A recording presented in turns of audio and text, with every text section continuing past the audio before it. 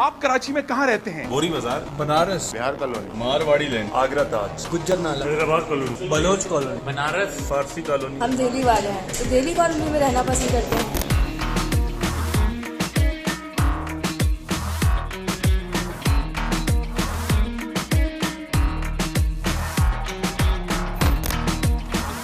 रहते कराची में लेकिन नाम सारे बाहर के। ये वैरायटी शायद ही आपको दुनिया के किसी और शहर में मिले।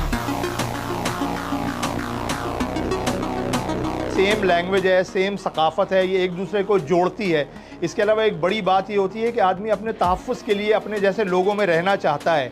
तो जो अक़लियती लोग होते हैं या उस पूरे एरिए में जो कम तादाद में लोग होते हैं, वो कोशिश करते हैं कि हम एक साथ रहें और उनके मफादात भी मुश्तरक होते हैं, तो वो इसलिए इस तरह की आबादियाँ डेवलप होना शुरू हो जाती हैं।